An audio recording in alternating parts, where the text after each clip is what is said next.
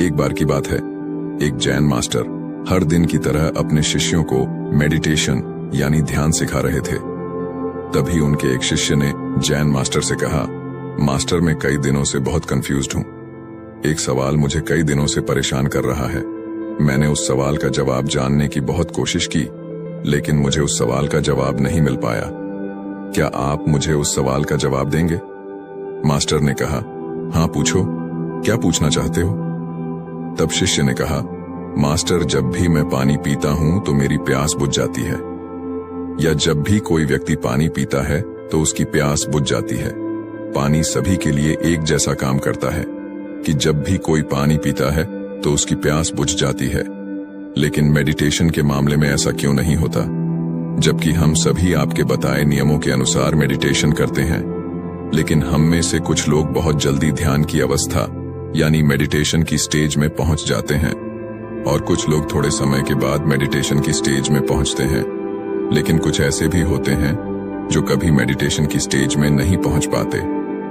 बस यही सवाल मुझे बार बार परेशान कर रहा है कि जब सभी लोगों को एक साथ पानी पीने को दिया जाए और एक ही पानी पीने को दिया जाए तो उस पानी को पीने से सबकी प्यास बुझ जाती है। ऐसा कोई नहीं होगा जिसकी प्यास ना बुझे। तो मेडिटेशन में ऐसा क्यों नहीं होता?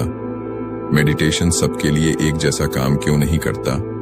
शिष्य की बात सुनकर जैन मास्टर ने कहा कि दरअसल तुम्हारा सवाल यह है कि जब तुम मेडिटेशन करने बैठते हो तो तुम्हारा माइंड उस पर कॉन्सेंट्रेट क्यों नहीं होता? और ऐसा क्यों होता है कि कुछ लोगों का मन बहुत जल्दी ध्यान पर एकाग्र हो जाता है और कुछ का थोड़ी देर बाद और कुछ का तो ध्यान ही नहीं लगता? शिष्य कहता है, हाँ मास्टर। जैन मास्टर ने कहा कि किसी भी काम में मन का न लगना सिर्फ तुम्हारी समस्या नहीं है, यह सबकी समस्या है। लेकिन चिंता मत करो, तुम्हें तुम्हारे सवाल का जवाब कल मिल जाएगा। कल गांव के एक व्यक्ति ने मुझे अपने घर भोजन पर बुलाया है, इसलिए कल जब मैं उसके घर जाने के लिए निकलूंगा तो तुम भी मेरे साथ चलना। शिष्य ने कहा, ठीक है मास्टर, कल मैं आपके साथ जरूर चलूंगा। अगले दिन जब मास्टर जाने लगे तो शिष्य भी मास्टर के साथ चलने लगा। कुछ देर बाद वे दोनों गांव में रहने वाले एक सेठ के घर पहुंचे।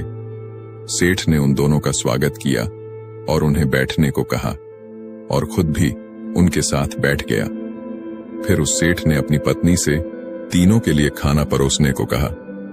तीनों खाना खाने बैठ गए। जैसे ही उस सेठ ने पहला निवाला खाया, वह तुरंत गुस्से में अपनी पत्नी पर चिल्लाया और कहा कि यह कैसा खाना है जिसमें कोई स्वाद नहीं है, और गुस्से में वह खाना छोड़कर वहां से चला गया। यह सब देखकर उसकी पत्नी बहुत शर्मिंदा हुई और जैन मास्टर और उनके शिष्य से बोली कि कृपया मुझे माफ कर दें, आप थोड़ी देर प्रतीक्षा करें, मैं आपके लिए स्वादिष्ट भोजन बनाकर लाती हूं। जैन मास्टर ने सेठ की पत्नी से कहा, नहीं नहीं, इसकी कोई जरूरत नहीं है, तुम चिंता मत करो, ये खाना बहुत स्वादिष्ट है। और फिर दोनों ने खाना शुरू कर दिया। थोड़ी देर में दोनों ने खाना खा लिया, लेकिन जैन मास्टर ने अपनी थाली में 2 रोटियां छोड़ दी और सेठ की पत्नी से कहा, क्या तुम यह 2 रोटियां बांधकर मुझे दे सकती हो? उसकी पत्नी ने दोनों रोटियां बांधकर जैन मास्टर को दे दी।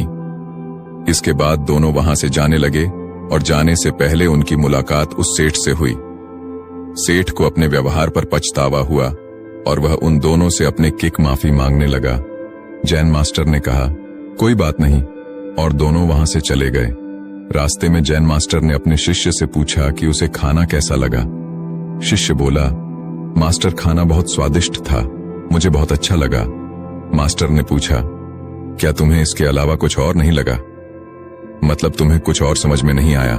शिष्य बोला, मास्टर इसके अलावा मुझे और क्या लग सकता है?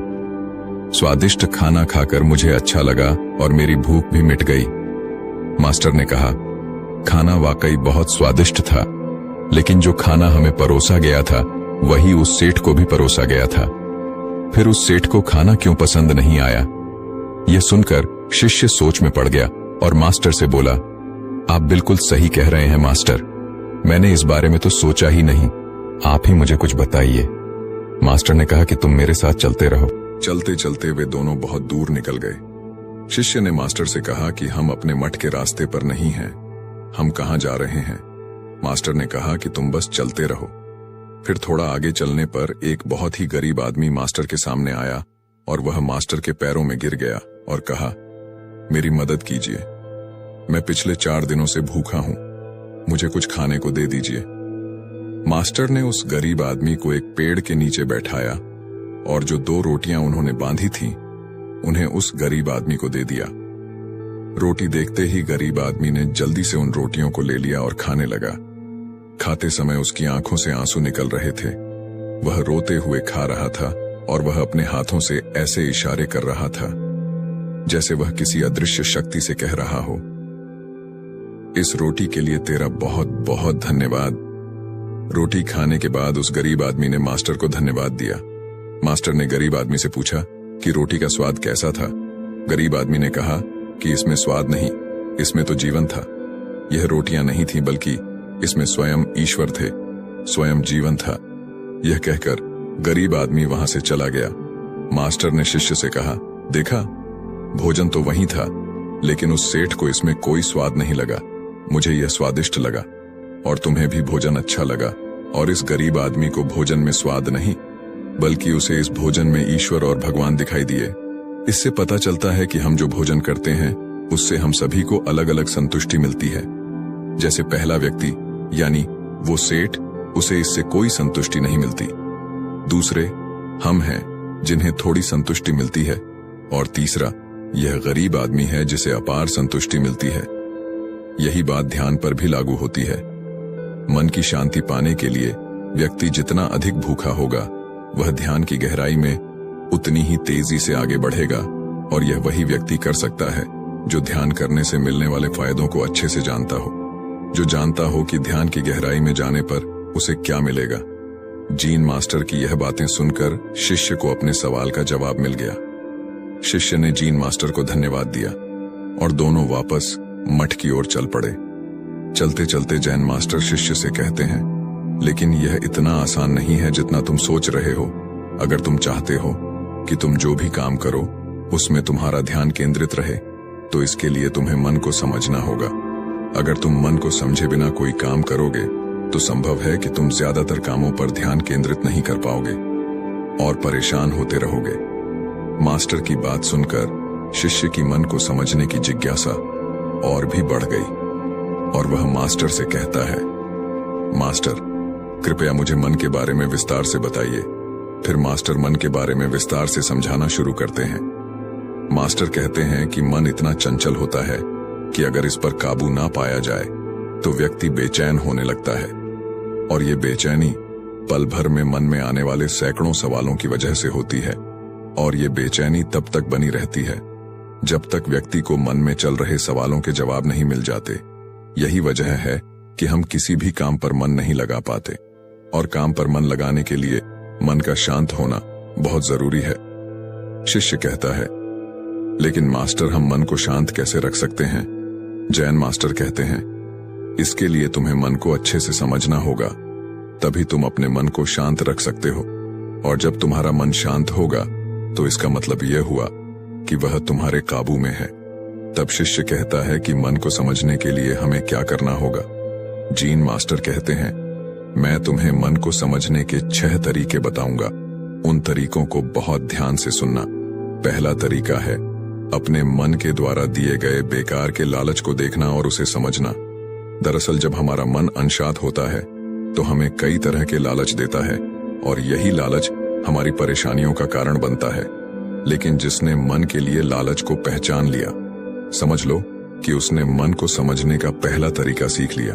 फिर शिष्य जैन मास्टर से पूछता है, लेकिन मास्टर, हमें यह कैसे पता चलेगा कि हमारा मन हमें लालच दे रहा है और वह लालच हमारे लिए बेकार है? मास्टर कहते हैं, इसका पता हमें अपने अनुभव से चलता है, और कभी कभी दूसरों के अनुभव से भी चल सकता है। मन के लालच में आकर व्यक्ति जो भी काम करता है उसमें उसे नुकसान ही होता है, और नुकसान के बाद ही नुकसान का अनुभव होता है। यही अनुभव मन को समझने का पहला कदम है। फिर शिष्य ने जैन मास्टर से पूछा, अगर कोई व्यक्ति पहले तरीके से ये जान लेता है कि वह मन के दे गए लालच के कारण दुखी है, तो दूसरा तरीका क्या है? जैन मास्टर कहते हैं, दूसरे तरीके के लिए तुम्हें एक ऐसे व्यक्ति को ढूंढना होगा जो पहले से ही अपने मन को जान चुका हो और उससे मुक्त हो। वास्तव में केवल ऐसा व्यक्ति ही तुम्हें सही रास्ता दिखा सकता है। शिष्य कहता है, लेकिन ऐसे व्यक्ति को हम कैसे पहचान सकते हैं? जेएनयू मास्टर कहते हैं, सुनना। किसी व्यक्ति की बात सुनना ही किसी के मन को समझने का तीसरा तरीका है। शिष्य कहता है, क्या हम उसे देखकर नहीं पहचान सकते? जीन मास्टर कहते हैं, कोई व्यक्ति भले ही बहुत शांत और बहुत अच्छा दिख सकता है, लेकिन उसके मन में क्या है यह केवल उसके शब्दों से ही जाना जा सकता है। लेकिन कभी कभी शब्द धोखा भी दे सकते हैं। इसीलिए किसी की बातों पर तब तक विश्वास नहीं करना चाहिए जब तक कि वह तुम्हारे विवेक की कसौटी पर खरान उतर जाए। अब जैन मास्टर शिष्य को चौथा तरीका बताते हैं। जैन मास्टर कहते हैं कि मन को समझने का चौथा तरीका है कर्म। खुद को जानने के लिए सही दिशा में काम करना जरूरी है, लेकिन काम करते समय इंसान हर बार दो गलतियां करता है। पहली गलती होती है किसी काम को शुरू ही नहीं करना, और दूसरी गलती होती है काम शुरू करके उसे पूरा न करना। इन दोनों गलतियों के पीछे हमारा मन ही होता है। कुछ लोग इसलिए अपना काम शुरू नहीं कर पाते क्योंकि वो सोचते हैं कि मैं काम कल से शुरू करूंगा, और कुछ को लगता है कि मैं फेल हो जाऊंगा। इन गलतियों का मुख्य कारण है जागरूकता यानी अवेयरनेस की कमी, और अवेयरनेस की कमी के कारण ही मन इंसान को सही दिशा में आगे नहीं बढ़ने देता। जैन मास्टर कहते हैं कि मन को जानने और समझने का पांचवा तरीका है अवेयरनेस।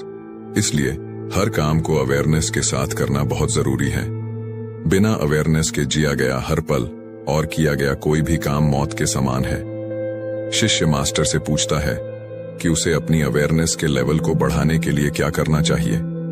मास्टर कहते हैं, ध्यान, मेडिटेशन। ध्यान के जरिए ही अवेयरनेस बढ़ाई जा सकती है। ध्यान मन को जानने, समझने और काबू करने का आखिरी तरीका है। मतलब ध्यान वह नाव है जिस पर बैठकर मन रूपी नदी को पार किया जा सकता है। जो व्यक्ति पहले 5 तरीकों से मन को समझ लेता है वह मन को जीत लेता है और अपने मन पर पूरा कंट्रोल कर लेता है। शिष्य को अब जीन मास्टर की बातों से सब कुछ समझ आ गया था, और उसने जैन मास्टर को पूरे दिन की यात्रा के लिए और ध्यान और मन के बारे में इतनी जरूरी जानकारी देने के लिए तहे दिल से धन्यवाद दिया, और इसके साथ ही उनकी यात्रा भी समाप्त हो गई। उम्मीद है कि आपने इस वीडियो से कुछ न कुछ जरूर सीखा होगा। आपको ये वीडियो कैसा लगा हमें कमेंट बॉक्स में कमेंट करके जरूर बताएं, क्योंकि जब आप कमेंट करते हैं तभी हमें पता चलता है कि वीडियो बनाने की हमारी मेहनत सफल हुई है। इस वीडियो को ऐसे दोस्तों के साथ शेयर करें ताकि वे भी इससे कुछ सीख सकें।